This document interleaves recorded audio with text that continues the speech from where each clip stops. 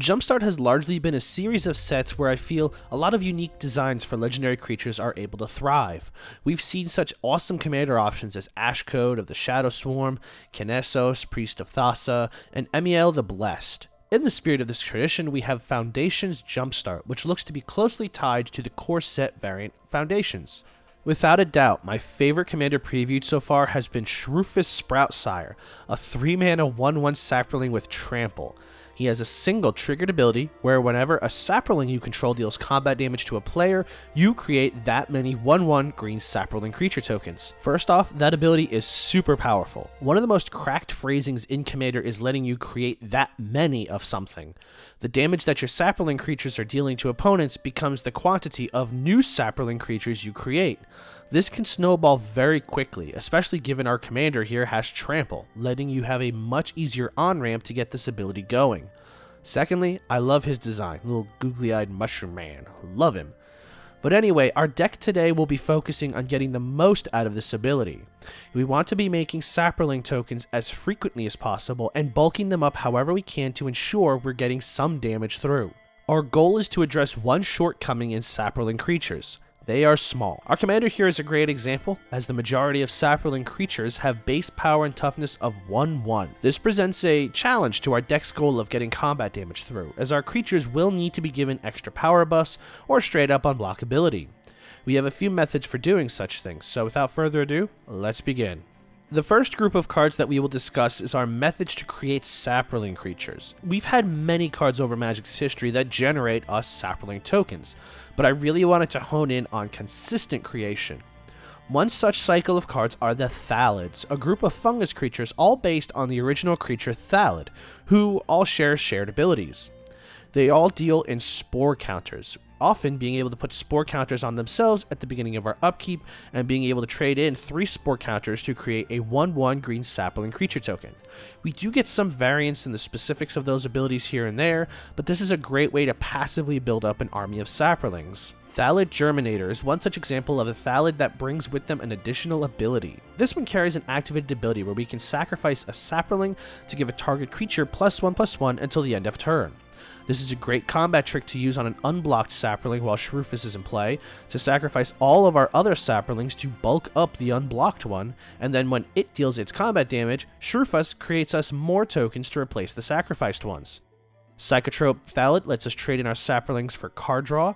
Spore Sower's Thalid is a unique Thalid that gives all of our fungus creature an extra spore counter at our upkeep, which will then hasten our production of Sapling creatures. See, this Thalid strategy is pretty slow, only giving us 1 spore counter on the creature per upkeep, and so we can lean into this card and maybe some proliferate abilities to help bulk up those counters. Spore Flower is the only one of these cards that does not have the ability to create Saproling creatures, but instead we allow us to use those spore counters to get a fog effect that turn, which can be very helpful if we are low on creatures. Vitaspore Thalid lets us sacrifice a Saproling to give a target creature haste until the end of turn, allowing us to use our Sapling tokens for a number of uses. Next, let's look at cards that don't rely on counters to get us Saprolings. Mycoloth has Devour 2, which lets us sacrifice any number of creatures. It then enters with 2 +1/+1 counters on it for each sacrificed creature. This then converts into creating a Saproling creature token each upkeep for each +1/+1 counter on it. This is great to bring out later in the game once you've developed a board state of tokens that we can sacrifice to bulk up the Mycoloth and then begin creating even more tokens. Spore Web Weaver is a 1/4 for 3 mana with reach and hexproof from blue. Whenever it's dealt damage, you gain 1 life and create a Saproling. It only ever creates 1 token per instance of damage, but it's bulky enough to survive a few hits from most creatures and give us a Saproling. Tendershoot Dryad is probably one of the better producers of Saproling tokens in this deck, creating 1 at the beginning of each upkeep, both yours and your opponent's. Lastly, once you control 10 or more permanents, you get the City's Blessing thanks to the Ascend mechanic. As long as you have the City's Blessing, your Saproling creatures get +2/+2. Getting the City's Blessing shouldn't be too difficult, and even better, once you do get it, you retain it for the remainder of the game. Felonite Hermit is a 4-mana elf that gives your Saprolings +1/+1, and when it's turned face up, you create 4 Saprolings. This is thanks to its Morph ability, letting you play it as a face-down 2/2 for 3 mana. You can then turn it face up at any time for 5 mana. This game action of turning this card face up doesn't use the stack, and so it cannot be responded to. Getting 4 more Saprolings that then become at least 2/2 creatures is pretty good return. Verdant Force is another creature that gives us a Saproling at the beginning of each upkeep. This one is a pretty big creature, and it can help us begin with our turn with 4 Saprolings. We also have Fungal Sprouting and Saproling Symbiosis, 2 cards that can generate us a lot of Saproling tokens at once. Fungal Plots gives us a way to trade in creature cards in our graveyard for additional Saprolings, and then we can use our Saproling creatures to gain 2 life and draw a card. Finally, Life and Limb makes our forests and our Saprolings into both forest and Saproling land creatures. This will slow us down a little bit as it gives our lands summoning sickness, but letting our cards tap for mana and possibly trigger our commander and create us new ones is quite a bit of ramp and value that I think is rather unique to this deck. Okay, so we've got plenty of ways to make Saprolings, but what do we do from here? These Saprolings are 1/1s, and we need to be bulked up in order to be relevant in combat.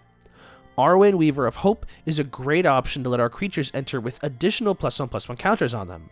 We have a small number of cards that give +1/+1 counters out in this deck, and those would be good to use on Arwen to bulk up her toughness and get the most out of her ability. Forgotten Ancient is such a strong, solid card, storing up +1/+1 counters on itself when players cast spells, and then at our upkeep, we can move all of those counters onto our other creatures. We can either dump them all onto one creature, such as our commander, or spread them out to several creatures. Renata, Called to the Hunt, lets each other creature enter with additional +1/+1 counters on it, meaning that all of our Saprolings will be larger as they are created. Spore Crown Thallid is a dual lord for both our fungi and our Saprolings, which can be helpful if we've been getting several buff-plex in play at once. Return of the Wild Speaker is an instant speed way to give our creatures +3/+3, which might not give them trample, but if we've gone wide enough, we can easily outnumber our opponent's blockers and get most of that damage through. Dragon Throne of Tarkir is a sick piece of tech for this build, and is a great card to equip to our commander.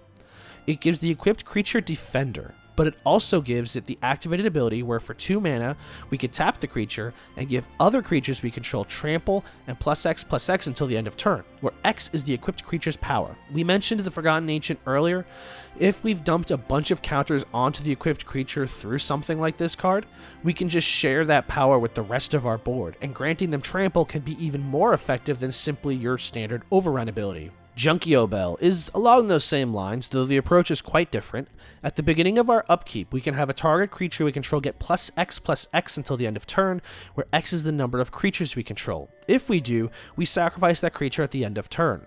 This can be a great way to bulk up a creature that we are confident can get through to maximize the number of new Saproling creature tokens we create, and even though it dies at the end of the turn, we will be planting many new Saprolings to take their place.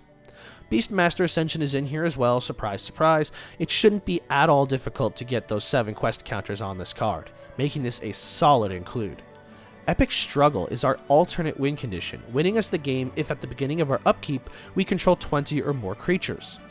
Tribute to the World Tree is super relevant in this deck, even though it has 2 modes.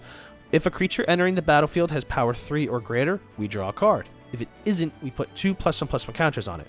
So, regardless, we will almost always be getting those +1/+1 counters, and given that our Saprolings just want to hug our opponent for as much damage as possible, the bigger they are, the better. The best way to pilot this deck is to get our commander out as soon as possible with a few other Saproling tokens. Since our damage is directly converted into more tokens, it benefits us to hit whatever opponent is the least able to defend against us. As we begin to grow our army, if we are unable to bulk up our board state, we can let our commander sit back and have our other Saprolings swing in so we don't risk losing the token creating ability. We can have our fungus creatures sit back and store up those spore counters, and eventually we will have so many Saprolings in play, our opponents won't be able to hold us off. Give a few Anthem abilities, like the Beastmaster Ascension, and that swarm of 1/1 creatures will have grown into real threats. Get it? Anyway, that's going to wrap up our look at Shroofus Sproutsire. I hope you enjoyed this video. If you're interested in the full deck list, you can check out the Moxfield link in the description below. If you're new here and like what you see, remember to subscribe to never miss a beat. Likes and shares are always greatly appreciated. They really help the channel grow and continue to sprout. And as always, thanks for watching. My name is Flynn, and I'll catch you all next video.